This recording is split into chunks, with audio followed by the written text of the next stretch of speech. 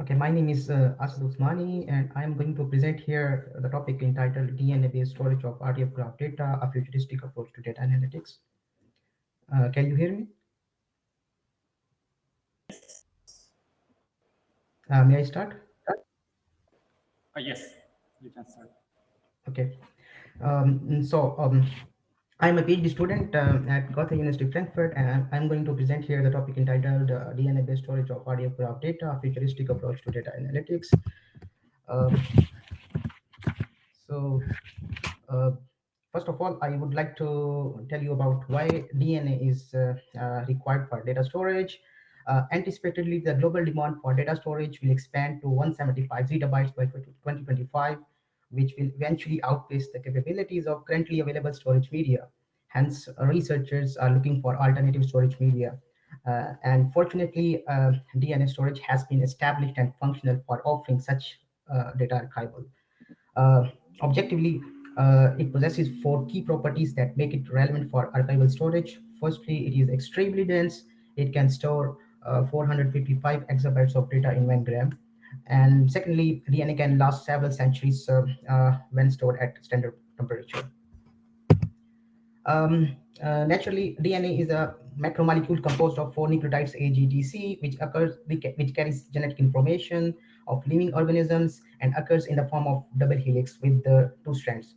However, we use single-stranded sequence of nucleotides, also called oligos, for data storage. And regarding demonstration, one of the pioneer researcher Nick Goldman stored a few megabytes of data in DNA and recovered successfully in 2013.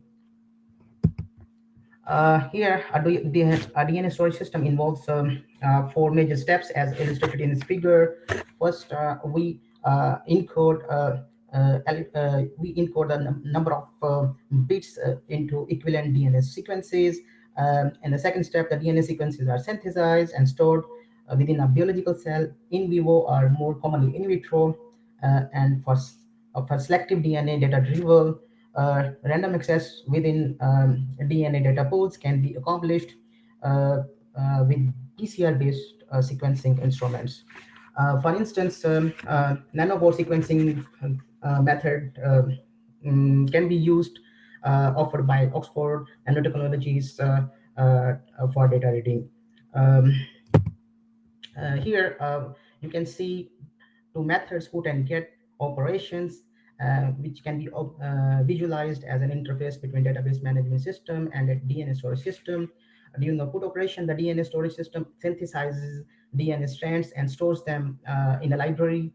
Conversely, during get operation, DNA strands are sequenced and the reads are returned back to decode in original information.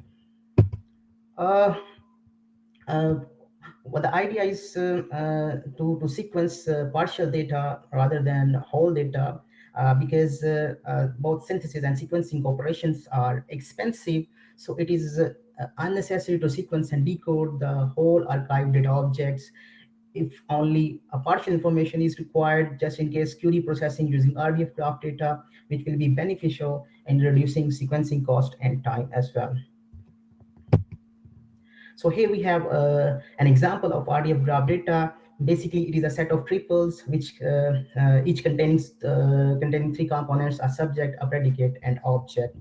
So here we have few diagrams to show the mapping and queuing RDF graph data to DNA strands. In the right figure, we show the mapping of an exemplary RDF graph data using ID-based triple storage over a number of DNA strands as stated. In the left upper diagram, a basic structure of a DNA strand reveals different components, including payload data and read-Solomon codes for array-detecting code mechanisms.